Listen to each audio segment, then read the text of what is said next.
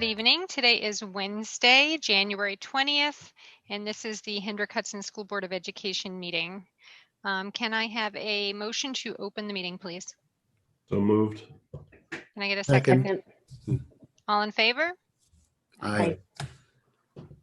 Okay, so the board will be moving to executive session to convene for the purpose of collective negotiations under the Taylor Law, medical, financial, credit, or employment history of a particular person or corporation, or matters leading to the appointment or employment history of a particular person or corporation, or matters leading to the appointment or employment or promotion or demotion or discipline or suspension or removal of a particular person or corporation. Can I have a motion to move into exec, please? So moved.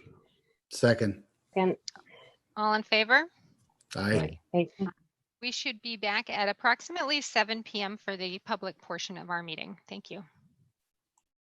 All right, good evening. Tonight is Wednesday, January 20th, and this is the Hendrick-Hudson School Board of Education meeting. The board trustees have just left the executive committee meeting and we are back in public session. Before we continue on with our agenda, do we have a video of the pledge tonight? Yes, we do. So let's start with the pledge, please. I pledge allegiance to the flag of the United States of America and to the republic for which it stands, one nation, under God, indivisible, with liberty and justice for all. Thank you very much. That was lovely on this very historic day. Can I get a motion to approve the agenda as stated, please? So moved. Can I get a second? All in favor? All in favor? Aye. Okay, is there anything anybody would like to remove from the consent agenda? Okay, then can I get a motion to approve the consent agenda as stated? So moved. I'll second. All in favor? Aye. Any opposed? No. Okay. We have one item that was removed from the consent agenda this evening, and that is a donation. It's a donation from the Hendrick-Hudson Community Education Foundation for Chromebook styluses in the amount of $119.85 and elementary take-home bags to the total of $943.80. Thank you so much to the HHCEF's efforts to do fundraising for our school and our community. These donations are greatly appreciated. Thank you. Hang on, I've got to let my mic button go for a minute so I can flip my page. All right, that brings us to our superintendent's report. Hey, good evening, everyone. A couple brief updates, and then just want to review a document with the board and the community. Earlier this afternoon, we launched another communication tool called Just Ask. It is featured on our district website. Just Ask is basically a one-stop shop for families to go to who have questions about certain district initiatives, whether it's transportation or budget finance, curriculum and instruction. So you go to the Just Ask piece on our website. Excuse me. Boy, go to our website, and there's a field that you can complete to send a question to whomever you like. I need a moment. I'm sorry. I'm going to kick this over to our team real quick. If Lisa, we'll start with you. So the website Joe's talking about, I actually got a sample of that today. So basically, see, I'll just carry on for him. So I think that was set up. So it was a test today. So basically, it's anybody can go in. It's a Google form type thing, and the question goes right to the person that's the head of that department. So Karen Hoffman actually did a test today to make sure that it actually worked. It worked. So I was the one that she tested, and it came in fine. So that's going to be a neat feature. So parents, community members can reach out directly through us, another way to reach us. I think the only update I have is thank goodness for Lisa Anderson. She reached out to me today. One of the links wasn't working for a video that we shared for our last seminar that we did, and we figured it out today. Actually, my IT guy wasn't in, so my husband and I sat down tonight. I'm like, this can't be that difficult. So we were able to fix it. So it should be fixed up on the website. And we have almost finished all our 504 meetings. We've put a pause on our elementary CSE meetings for the month of February due to hopefully we're hearing more about the Princeton plan and which way we're going. We don't want to redo a bunch of meetings. So we're going to pause our elementary CSE meetings and continue with our secondary meetings. So we're in the thick of things, having a lot of parent meetings, teacher meetings, and we will be holding a second SEPTA meeting or a SEPTA meeting that was not on the calendar, February 8th. It'll be a Q&A with my department, as well as we have reached out to Access VR to see if they will come and present for our juniors and our seniors in the secondary, and a quick slideshow from the PPS department as well. So we hope that many people can join. And I know that our SEPTA team will be sending out a link momentarily. So, okay, that's all I have. Any questions? I hope Joe made it through. So I'll shoot it over to Margaret then. How about I jump in and I'll let Margaret run with Joe, since they're going to have more to talk about this evening. So just not much. I mean, there's always a lot, but nothing exciting, I feel like, right now to announce. This is the time of year where we're still just working on next year's budget, gathering data, usage reports of what programs and software have had a lot of usage with students and teachers, as we start to also get quotes from our vendors and start to figure out what it is that we want to purchase and that we need. And really just, HR side is just super busy still with, COVID, as we just monitor and manage our staff and our students, determining where our needs are and how many staff. Right now we had, in high school, we had to go remote for a period of time due to the number of staff quarantines. So just managing that on a day-to-day basis is another job in itself. But Enrique, Joe and I sort of do a lot of that together. So that's all I really have to say. Now I think Joe might have gotten a drink of water. Laura, I have a question. I've heard some, because I'm a teacher and we're in the classroom, and we've had a bit of trouble sometimes, once in a while, with our Chromebooks and with the internet and stuff. How's it going for teachers? Only because I've heard a couple of them say there's been a few little issues, but how's it going overall with stuff? Like people getting to them quick enough to fix things, and that's all. So yeah, Chromebooks in general, our Wi-Fi, well, there's two parts of that. Our Wi-Fi is in need of repair and or replacement. So we are in that phase, and that's what I am working on right now as part of our major overhaul this coming summer for our technology purchases, because it's just becoming outdated. We don't have enough. It's just interesting how quickly technology has evolved from when the Wi-Fi was first put in. It was this great, new, exciting thing. And then now people just rely on it in every single spot in the building. So we're actually working, Beth Gruber has been great working on a grant with Entergy on trying to support that and try to find ways to, again, plan for the larger picture of the replacement of what that Wi-Fi looks like. So that's been a challenge in some of the spots in the building. So teachers sort of know, like, okay, this corner of the hallway does not have a good Wi-Fi signal, but I can go to this room. So we've been working on that. Chromebooks are going well. I mean, we do have some damaged Chromebooks here and there, but it's pretty minimal. And our help desk, are my team of guys. So they've been just servicing as needed. Working with families, swapping out devices. We had, when the buildings have been closed, we've been able to bring in, like right before the break, I was able to bring in a few of the aides to come and assist in that process and just work on inventory and swapping things. So trying to utilize whatever staff we have, because it takes a lot of time, but it's working well. We troubleshoot with families if they have issues. Everybody has access to our help desk, so we monitor that and work with them. And then we work really closely with the buildings as well to identify needs.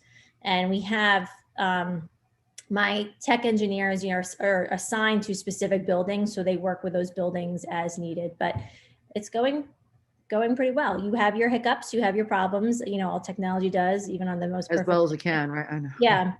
And the middle school and high school are really utilizing, they have the web camera on their desktop and they have their laptops, and then the students have, whether they're bringing their own device or they have the Chromebook. So a lot of people are using lots of pieces of technology, but it's working. I know you had mentioned staffing considerations, and I just like to say, I talk to my colleagues and people at work and friends and whatever, and our staff, I think, has done an amazing job trying to stay at work and trying to keep the kids being, engaged, whether they're online or not, and kudos to them. I know one of my friends, their school district's been closed for 6 weeks, and he was thrilled that his daughter could finally go back to elementary school this week. So, it's difficult, all this opening, closing, opening, and I appreciate all the patience from the parents and the teachers and everybody. It's been a really trying year, but I feel like we're doing the best we can. Thanks. Okay, I'm back. Thank you for the well wishes. Never eat a crouton before going on live TV. Just dried everything up. I apologize. Thanks, Laura and Lisa, for pinch hitting. So I was saying about Just Ask, that if you have a question for a number of topics, we've Yeah, we got that move. No, I'm teasing. Okay. Added a feature to our website. It will generate an email to any number of department heads. So we can try to streamline communication so parents don't have to ask their principal a question about the budget. And by the time things filter through our organization, we're a day late and a dollar short. So for families who have a need, a pressing need or a question, please use that feature. And we're testing it out to see if we can streamline questions and answers and trying to communicate with parents and community members much quicker. So we're excited to launch that today. Will we be adding an FAQ to that as well? Will you be posting any of the questions for the community to read? Yeah, once we get this up and going, and if there's a theme among those questions, certainly the feature has an ability to scroll through frequently asked questions by topic before you submit one. So absolutely, that would be a benefit of the feature as well, is that it generates, basically you create your own FAQ based on what the public is interested in understanding a little bit more about. Yep. Great. The other update I had is just all things COVID. We had to make the really, really hard decision to close the high school the last 2 days and for the remainder of the week. As we had talked about months ago about what conditions would exist where we wouldn't have instruction or children in school, because that is our priority. One of those is that we wouldn't be able to safely staff a building and be able to supervise children. And this is one of those circumstances where a number of high school staff, more than 20, are quarantined for the week. And we wanted to just close. We started the week just Tuesday and Wednesday to see if any folks were coming off quarantine early or what the trends were. But after a discussion earlier today with Laura and our high school principal, we had to make the tough decision, but it's the right one, to remain in the remote model the next 2 days. Just because of the significance of some of the COVID cases and contact tracing and the number of staff that are out. So rather than have kids come in and watch their teacher work remotely, which would be the case for more than 20 of them, it made sense just to cease in-person instruction at the high school the next 2 days. However, the high school will be open for our sailor program. They will have the opportunity to come in. We thought that was really important for continuity for instructional program for those kids in that program. So we know that it's disruptive. We know that the information comes to us and we relay it as quickly as we can. I want to use this opportunity that last week we received a COVID positive case at 8:42 p.m. And within about 25 minutes, we were able to notify the community that the school would be closed the following day. Our communication efforts to the families and communities really depend on when we receive positive reports from families. And with that being said, we want to continue to encourage parents to use the COVID email hotline. We have a designated email address for all 5 schools for families to notify us of a COVID positive case. One email is sent to about half a dozen staff in those schools, as well as some district office staff, so that we receive real-time information. And as Laura said, and as Carol said, I want to applaud our staff, because what the contact tracing demands are very specific. They're very laborious, and they can't wait until tomorrow. It's not a task that comes on your desk at 4 p.m. Or 3 p.m. at dismissal, and you say, oh, we'll get to it tomorrow. Our staff, who are responsible for contact tracing and notifying families and part of our communications efforts, they drop everything to respond, because we're in a pandemic and it's a health crisis. And weekends are regularly interrupted. Holidays are interrupted, Thanksgiving for one. So I want to really send my appreciation to all of those folks who work on the back end to make this happen, so that we can make smart and safe decisions for kids, because we receive information at the most bizarre hours. We received information of a COVID positive at an elementary school, and we had to turn kids around before lunchtime.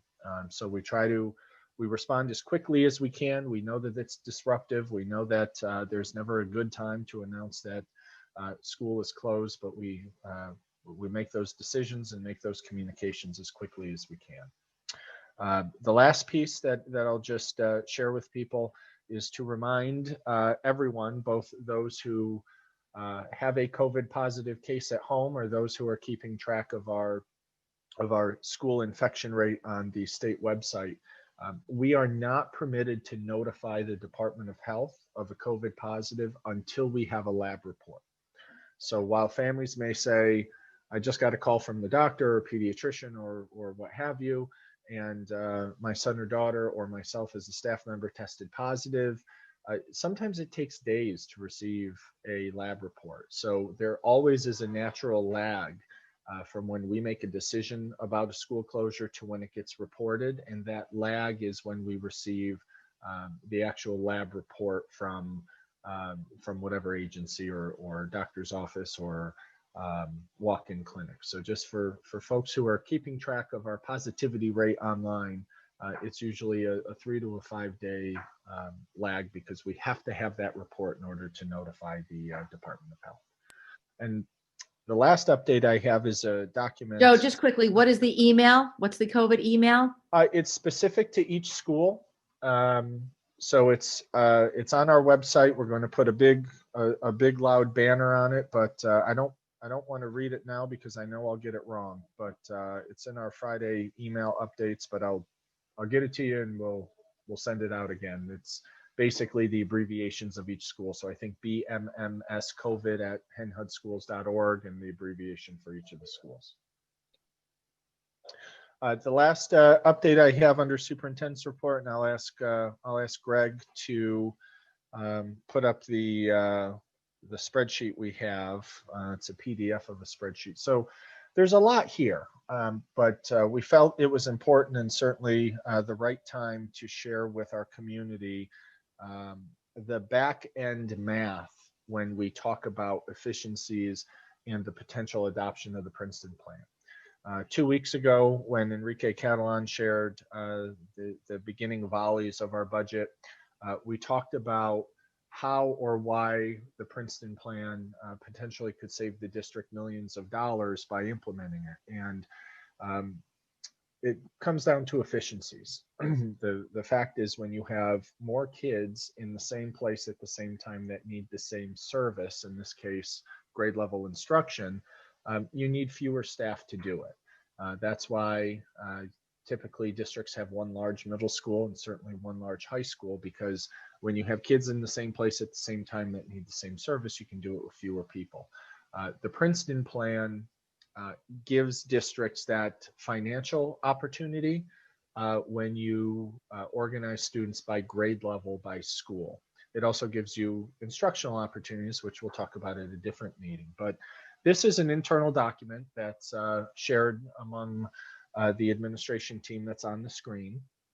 And what we did is we identified just 3 schools, school A, B, and C. School A would have KN1, school B would have grades 2 and 3, and school C would have grades 4 and 5.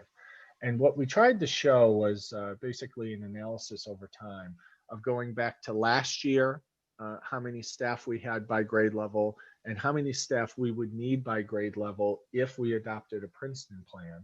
And you'd see the total enrollment, and then you see the average class size. So as you move through the tan box or the tan school, the KN1, to the blue, to the pink or fuchsia, you can see what this does is this creates a little more equity in terms of class size.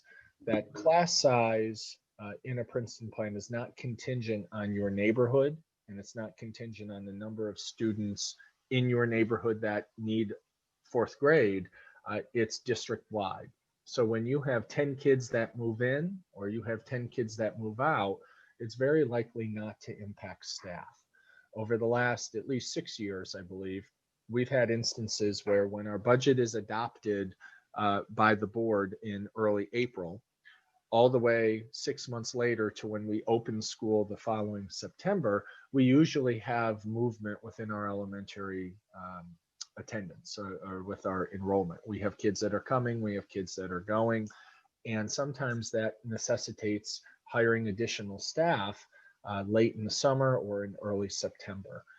For the most part, adopting a Princeton plan model, we wouldn't have those ebbs and flows of staffing because we would have enough staff by grade level to absorb an influx of kids coming into the district by grade level. So there have been a lot of conversations over, well, I want to see what it would look like and what the average class sizes look like.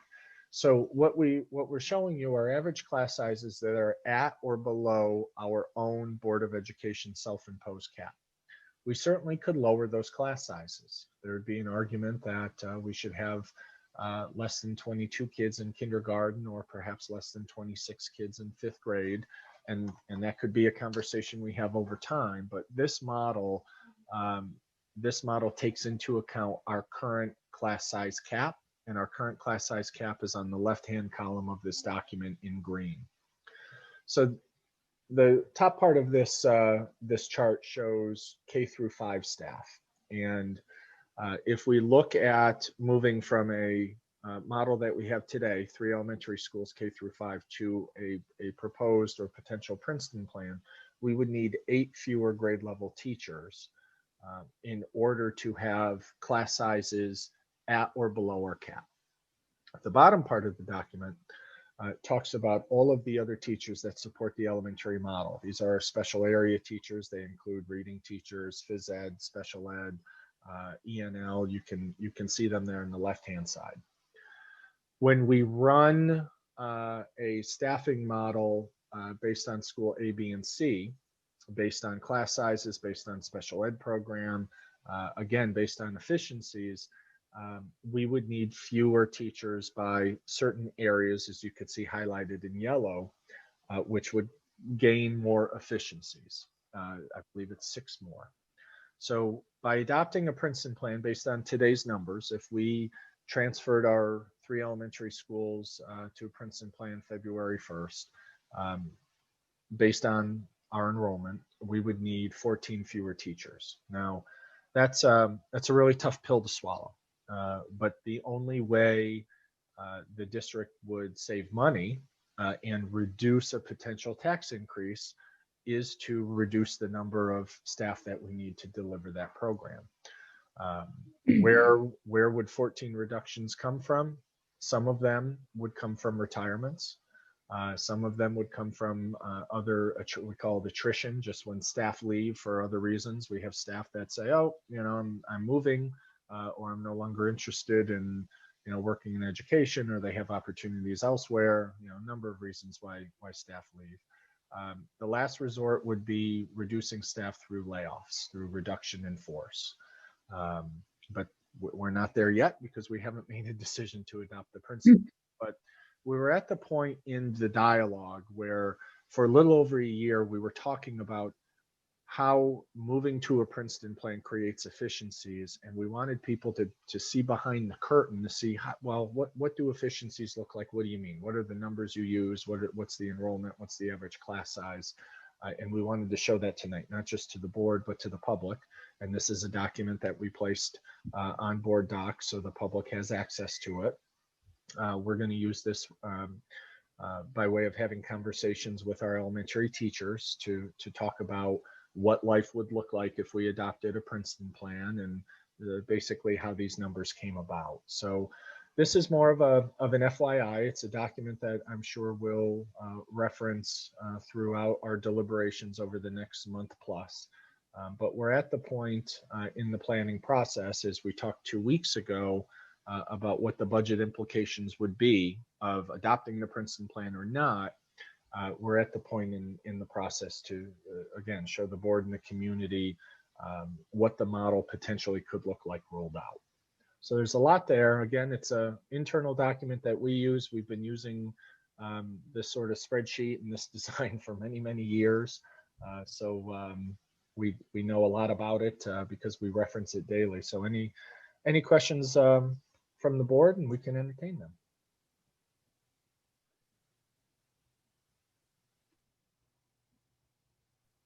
Anybody have questions?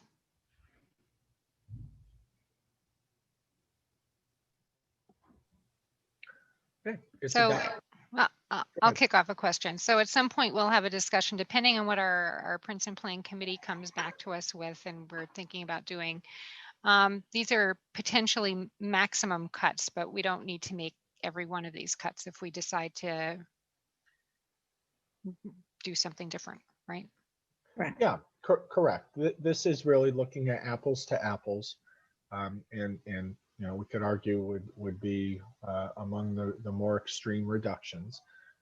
What we have heard, we've talked about here in our previous board meetings, but also what we've heard from other districts is the need, you know, to have a carrot in this process. That you know, where can we expand or enhance our program rather than just moving kids to save a few bucks? And I'm not minimizing the savings. The savings are significant. You know, they're budgeted around $2 million. That is a really big deal. But the issue is what educational benefit, what additional education benefit or program could we provide? So for example, if the board said, look, we really want to have an aggressively low class size at kindergarten. We don't want to have just 21. We want to add another teacher. We want to get to under 19 or 18, whatever that conversation is. We could take one of those budgeted savings of 14, allocate one toward kindergarten. Now the savings are 13. We've had discussions about really strengthening our STEM program and starting it at the later elementary grades, 4th and 5th grade. You know, Margaret and I and many of the other principals shared a pipe dream of having a STEM, a separate STEM teacher at 4th and 5th grade that can deliver a STEM curriculum outside of the stress and chaos of an ever-changing grade level curriculum. You know, that would be a program that other districts don't have and would love to have, and we could be, you know, a leader in that initiative. Some of the other districts who are in the Princeton plan talked about dual language programs, that they were able to readjust staff and begin the exploration of second languages early on in a child's career, so they would be more fluent sooner. So that is all part of a discussion that we could have. It could be, we could take all of the savings of the reduction in staff and put it against a tax levy. We could split it in half. We could, you know, really do a lot of things with it. But I think it's important to keep on the table the idea of some sort of carrot, for lack of better term, is what am I going to get for this? What experience will my student have that will be different in school C than if they, you know, return to Furnace Woods next year as a 5th grader? And I don't know, Margaret, if you want to chime in a little bit, because you've been part of those discussions as well. I mean, I think you've laid it out perfectly. This is a straight bare bones Princeton plan. K1, 2, 3, 4, 5. We left the class sizes as they are presently in board policy. We certainly, you all know I'm an early childhood teacher by trade. I would advocate for a lower kindergarten class, but that would mean bringing back a teacher. I would love to see science as a special, because we all know that in elementary school, ELA and math are the king and queen of content, and we sometimes give short shrift to science. I'd love to see that happen. I was principal in a building where science was a special, and it was an amazing experience for my students and my staff. There are a lot of opportunities that come with this reorganization. There are small savings in terms of program material costs that come when you reduce staffing, just because many of the materials we purchase are purchased per teacher, so to speak. So in those cases, yes, there are small savings. The number of students doesn't change, so that aspect of materials purchase or textbook purchasing is non-applicable in this situation. But at some point in time, we would hope that we would be able to have a conversation about what the potential upside is in terms of program for our elementary students. And there are options. We've talked about a few of them. Some require much more long-range planning than others. Class size is an easy one.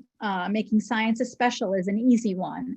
Talking about foreign language in elementary is a K-12 conversation, because we need to create a program that is fluidly progressing as kids move through each grade. So that changes the experience both at the middle school and the high school. But so that takes a little bit more planning. We can't drop that on a dime. The conversation around pre-K, which is incredibly attractive, not just to our current kindergarten staff, but we know moving in, that is often the first question that new families ask us: do we have a pre-K program? Many of our new families are coming to us from the city, and that is, as we all know, commonplace. So a pre-K program would require a little bit more time to plan. So maybe not something we could do next year, but certainly in the year after that. And Lisa and I have talked a lot together about an integrated pre-K. So there, at another board meeting, I think Joe will have us talk a little bit more about what the potential benefits are of this in terms of program for our little kids. And I think there's a lot of upside there. But this was the first stage of planning for what this could look like and what we potentially see as FTE reduction. But I think otherwise, Joe, you explained it, perfectly. So there isn't much to add there. Yeah, I know. I'm looking forward to having much more in-depth discussions about this once our exploratory committee is done with their report. And I know we've talked about doing a presentation with a SWOT analysis with strengths, weaknesses, opportunities, and thank you, threats. I'm like, what's the last T?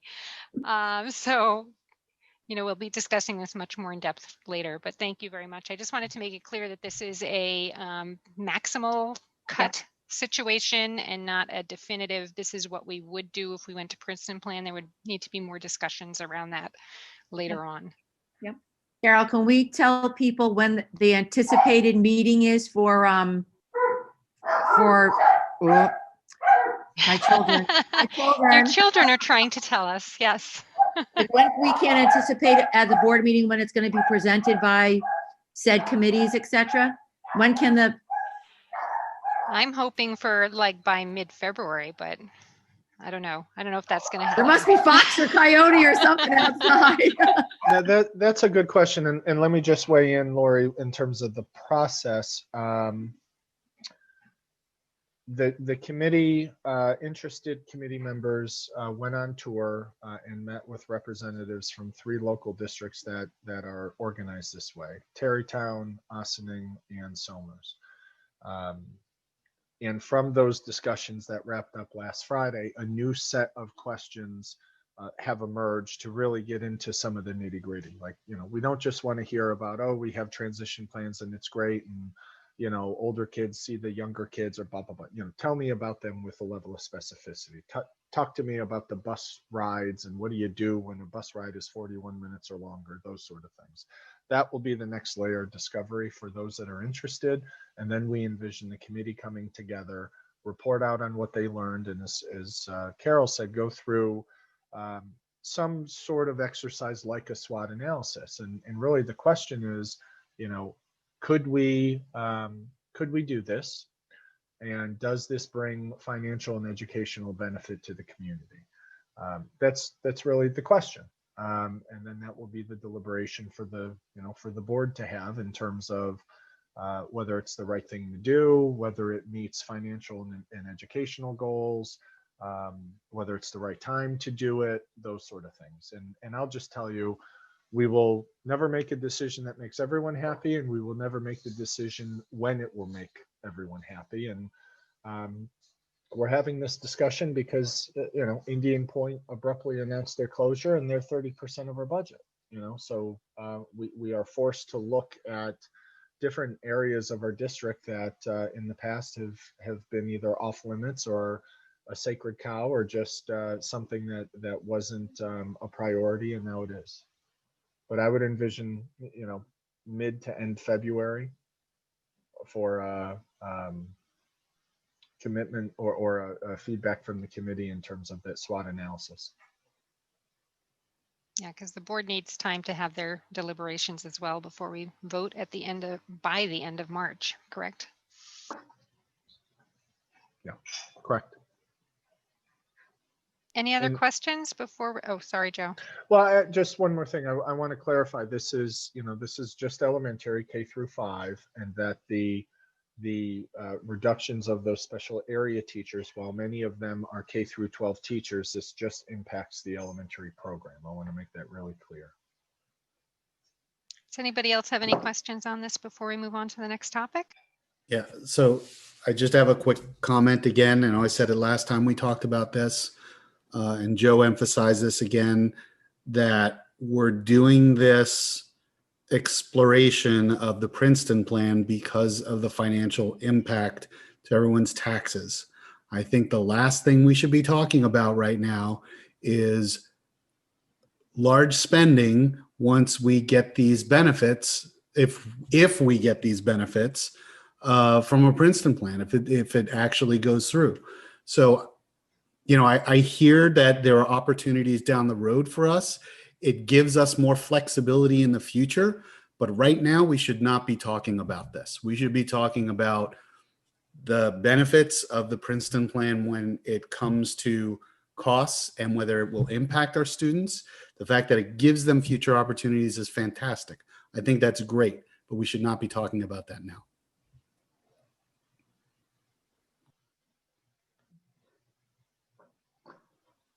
Thank you, Corey. Anybody else?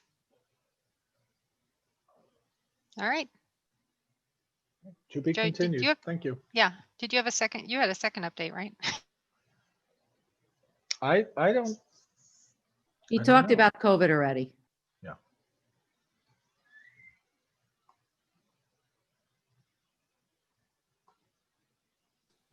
Unmute, Carol. Carol, you're muted.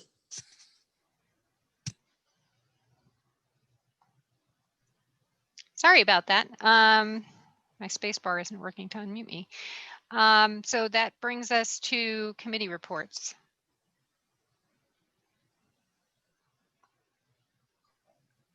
I have some.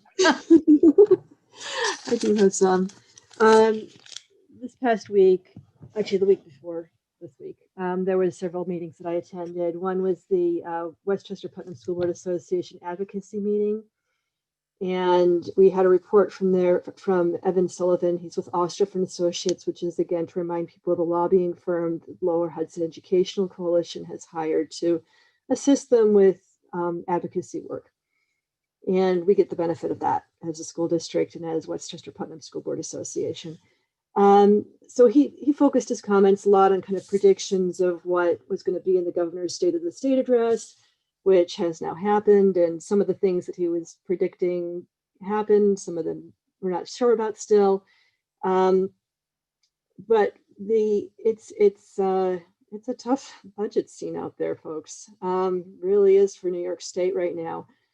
And we're going to need a lot of help to get out of this. The other thing going on right now with Westchester Putnam is we're organizing a lobbying effort, and they're going to have a panel and legislative forum meetings happening February 4th through the 11th, where we'll have opportunities to meet with our specific representatives.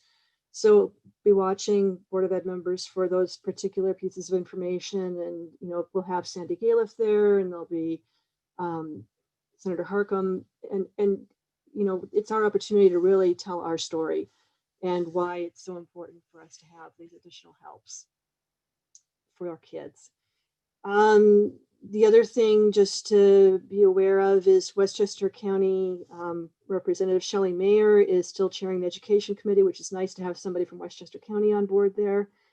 And I think that the state aid and budget runs, Joe, maybe you know more than I do about this right now. I think they're out, but they're kind of like being hard to decipher. And you know, that it impacts our school budget so much. And we're still not quite entirely certain where they're going to be falling, from what I understand. Is that correct? Yeah, and Enrique is going to talk a little bit about that in the presentation, about the role of federal relief going to states, which could impact state aid. So we'll get there. Yep. So with that initial state aid that we got through the CARES Act, the governor did something called a pandemic adjustment and kind of clawed back all of that aid that we were supposed to get from the federal government. And I think that may be happening with the second one as well, but probably not the entire amount. So hopefully Enrique can help us understand all of that. The other meeting I went to was the town hall on January 12th, which was with different districts from around Westchester and Putnam counties. There was a report that many of the school districts were having vaccination testing kits already available at their school districts. And they were talking about doing proactive testing versus doing kind of, what do you call it? It's not proactive, just, you know, kind of surveillance testing, I guess, versus being told that they're in an orange zone and they have to be tested.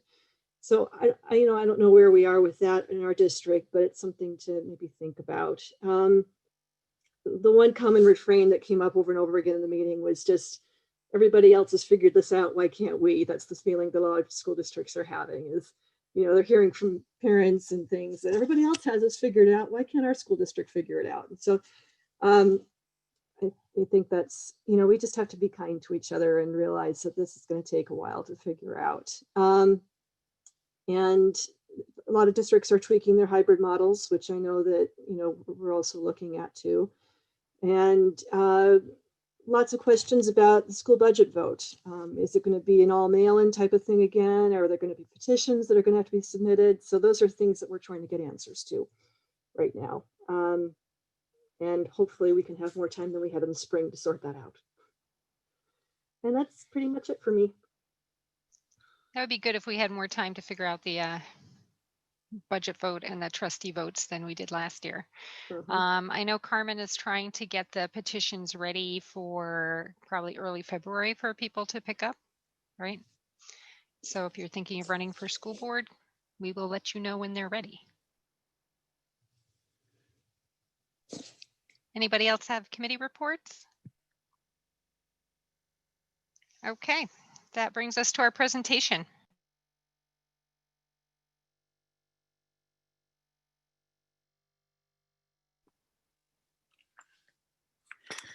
Good evening, everyone. Tonight's presentation is about the administrative budget, and because this part of the budget has absolutely nothing to do with the Princeton plan and the difference between staying as we are or moving to the Princeton plan. I just did one budget, and it's going to be a very simple one. Again, I want to thank the high school for this beautiful art. So why don't we move on? So first I want to talk about the budget update, and then I'll go into the administrative budget. Next. So we have two new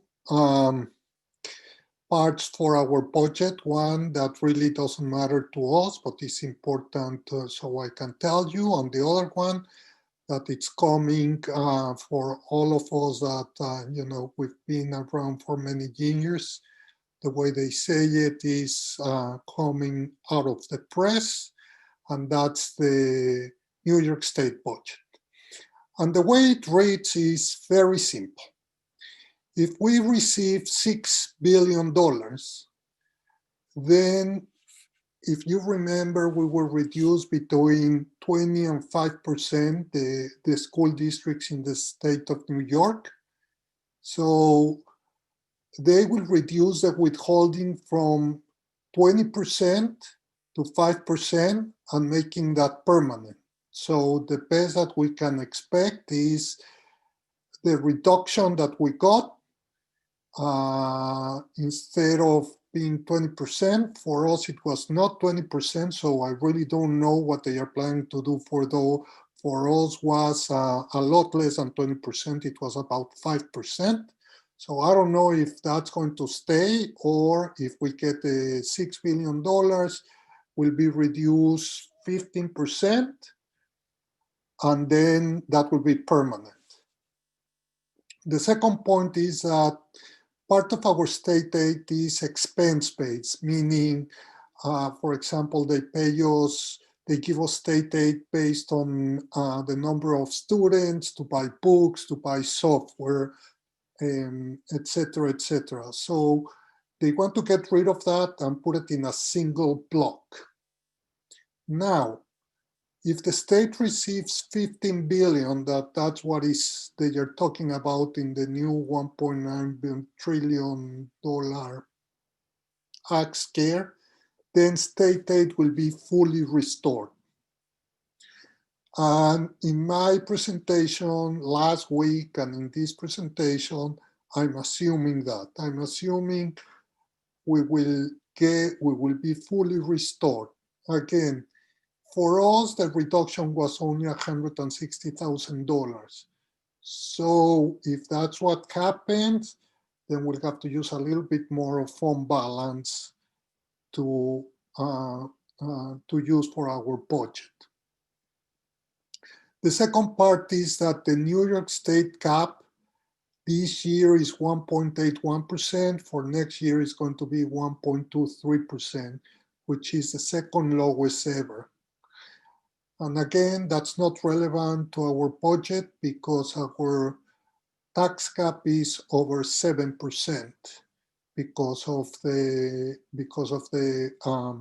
reduction in pilots from Entergy. So I'm just giving you the information, but again, that doesn't concern to us. Yes. Enrique, what does it mean when you say, what does it mean financially when there's a consolidation of expense-based aid into a single block? Does that mean that we would get less money for that? No, no one knows. To tell you the truth, I discussed that with many business officials today because we had the same question and no one knows. But what they are saying, at the end of the day, we don't know if it's going to be more money, less money, the same amount of money, but what they want to get rid of is to say, okay, Henry Hudson has 2,300 students, every student needs a new book, and we're giving you $70 per book. So they are saying, I'm getting rid of that, but we don't know if it's by book of software, and they are saying, okay, for every student, I'm just giving you $200.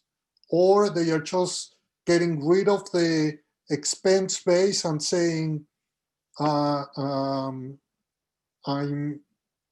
know, I'm allocating X amount of money to this school district instead of the other one. So that's how it said it.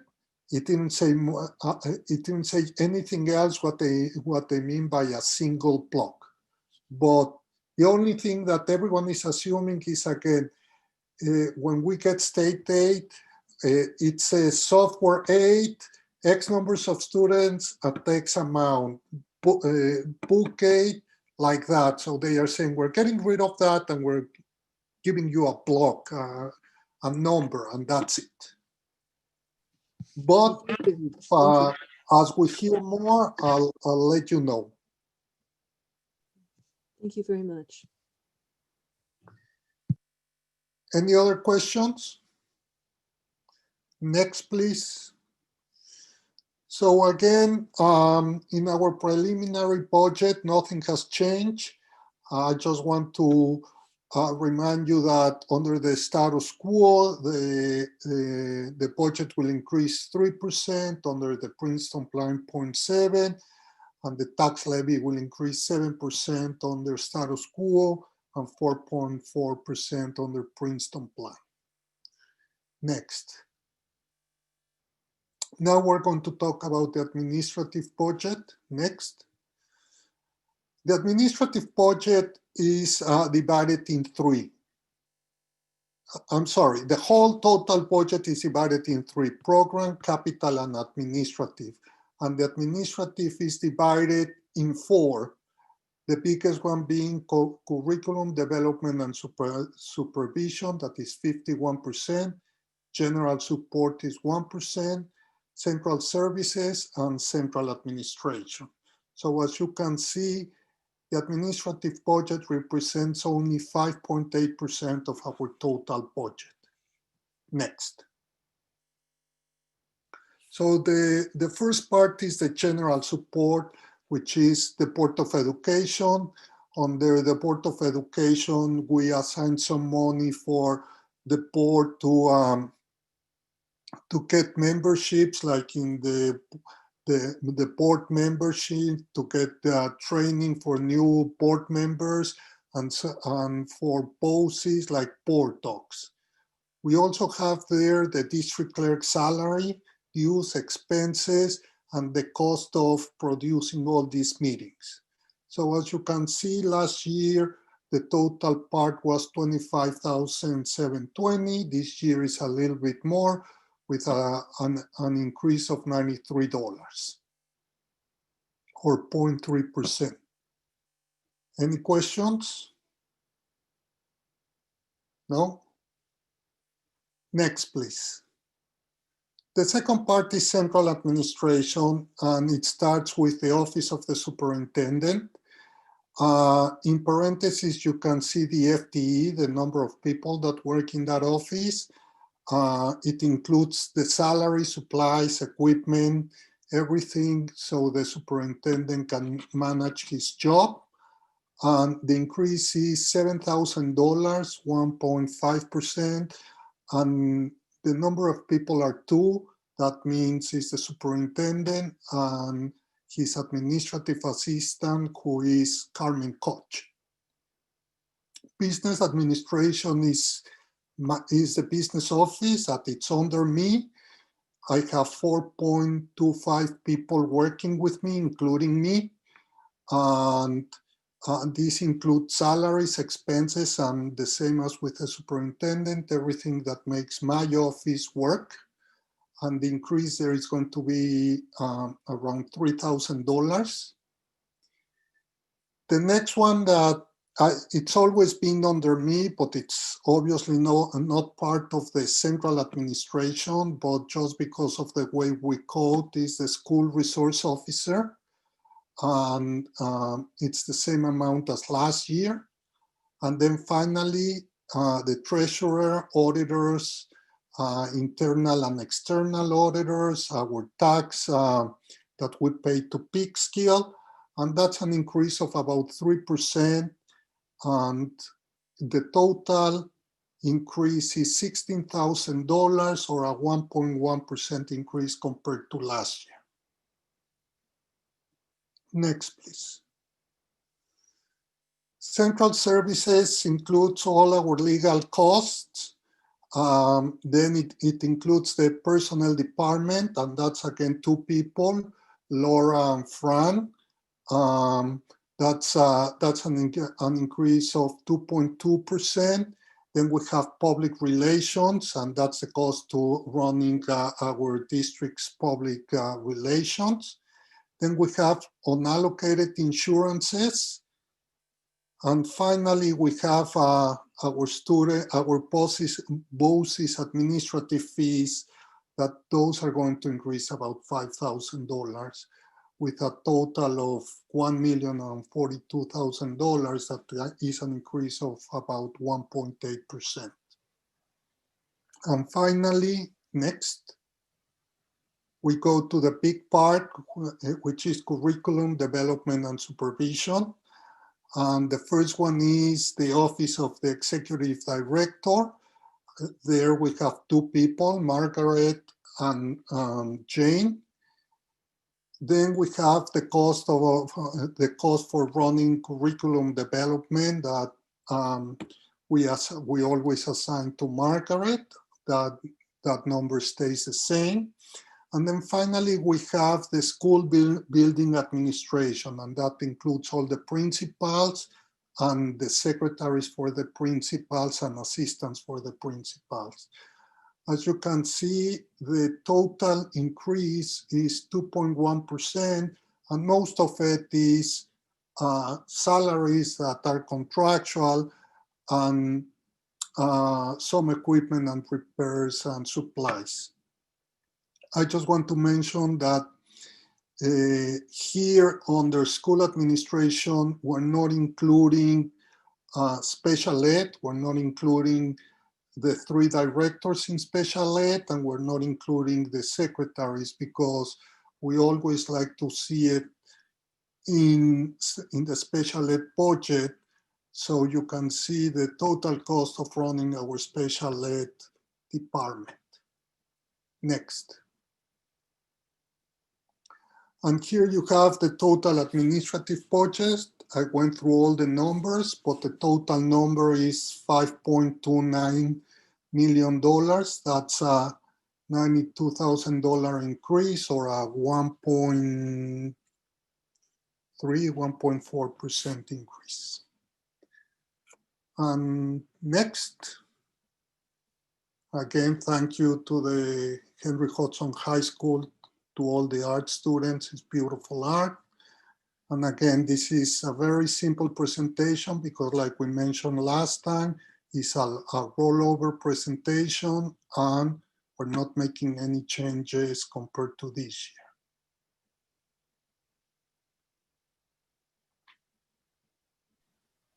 Yes. No. Yeah. Sorry, I'm not sure what the BOCES administration, like what is that line item? What does that include? The BOCES administrative fee is the cost that the 18 component districts have to pay for BOCES, for Putnam, Northern Westchester BOCES, so they can run as a BOCES. So with that, we help pay for their salaries, for their administrative cost.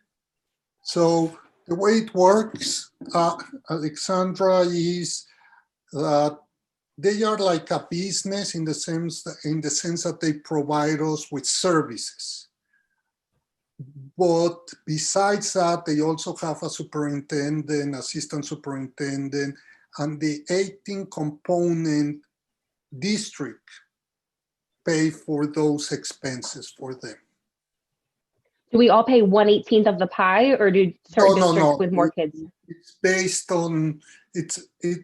on a formula, but mainly based on the percentage of the budget of each of us, the wealth of each of us. So it depends on wealth, size, mainly. So we just get told what we have to pay. We don't really have any control over that number. Yes, we do. Actually, we do, in the sense that in about a month and a half, we'll vote for the BOCES budget. And if the board doesn't like it, the board can say, no, we don't like it, go back and cut it. It has never happened, but yes, we have control. Okay, very helpful. Thank you. Yeah. And before it gets to you, the 18 business officials meet with the business official with BOCES, and we discuss it, and it's open like our budget is open for the community. We have meetings with BOCES, and we tell them what we like, what we don't like. So a year like this year, we might be able to convince them to lower it, to use a little bit more fund balance if they have it. So it's a discussion, like we're having a discussion for our budget.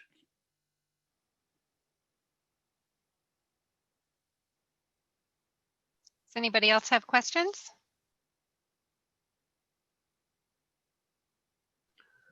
I'll just All right, add thank you, Enrique. I'll just add a comment. It's important to underscore that these costs, administrative costs, are the cost to run those offices and operations. So for example, we spend a significant amount of money on our board elections and having to notice the public. Those costs are in there. Enrique mentioned earlier, he's part of the Business Officials Association that has a membership fee, same with the Superintendent's Association or conferences, those sort of things. So it's the all-encompassed package to run those various offices from all of our staff, whether it's a school principal or you name it, the auditor, because there are different requirements that come with those positions beyond just salary and benefits. Thank you, Joe, for that clarification. All right, so that brings us to our hearing by the public on our agenda items.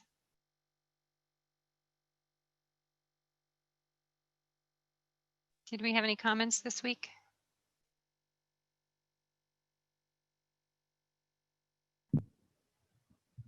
Good evening, everyone. Hi. No, we did not have any comments this week. Did you hear me? Yes, I did. Thank you, Carmen. It came across loud and clear. All right, so that brings us to our board comments or new business. Anybody else have anything they want to talk about this evening? Go ahead, Lisa. I wasn't sure when I was giving my report earlier. Did I say that there were schools with vaccine kits or with COVID testing kits? Because I meant to say COVID testing kits, not vaccine. I heard kits. COVID testing kits, but I Okay. think I knew what you meant to say. So Okay. I'm not sure that that's what you actually said. Does anybody All right. know? Well, just to clarify, in case I said the wrong thing, I meant to say that there were schools in our area that did have the testing kits already on hand.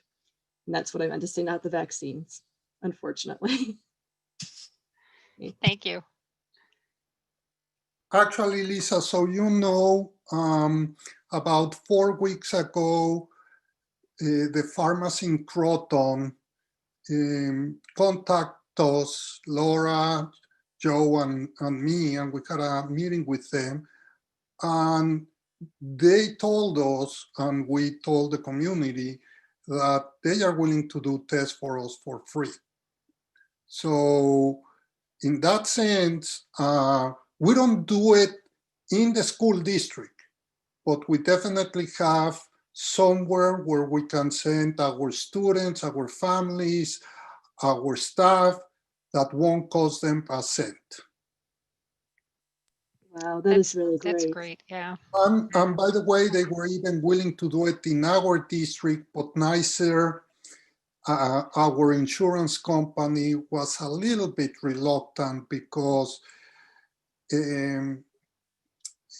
things can happen, and they prefer that if we could send them because it's close enough, that it was better. So that's why we decided not to do it at the district, but we have a place where we can go if anyone wants to get tested for free. Thank you. That's really great to hear. Lori, did you have a comment? I did. Something's been sitting not well with me. We don't have science in our elementary schools. Of course we do, Lori. Look, we all know that the long complaint at elementary is that content, social studies and science got pushed to the side when the emphasis went to ELA and math assessment at the state level. All of our teachers teach it, but it has a different focus when you elevate it to the level of a special, because that's the only subject that teacher is focused on. So I'm not going to lie and tell you that it doesn't make a difference. It absolutely does. That being said, our kids are getting a great science education with our teachers and Science 21 as our program materials. Okay. I was like, what? Thank you for clarifying that, Lori. I'm sure if you had that question, there were a lot of people out there in the audience that had the same question as well. So thank you very much. Anybody else? Questions, comments? All right, so the board trustees will be moving to a second executive session for the purpose of collective negotiations under the Taylor Law, medical, financial, credit, or employment history of a particular person or corporation, or matters leading to the appointment or employment history of a particular person or corporation, or matters leading to the appointment or employment or promotion or demotion or discipline or suspension or removal of a particular person or corporation. I hope my mic was on for all of that so I don't have to repeat it. Before we take a motion to move into exec, I would like to tell the public that we are not planning on making any kind of motions or making any decisions based on what we're discussing in executive session this evening. So we are not anticipating coming back to a public session. So this will be the end of our public portion of the meeting. The only thing we will do after exec is close the meeting. So for the rest of you, have a good evening. Hopefully we'll see you at our next meeting. And can I get a motion to move to exec, please? So moved. Second. All in favor? Aye. Aye. All right. Have a good evening, everybody. Good evening. Have a good evening.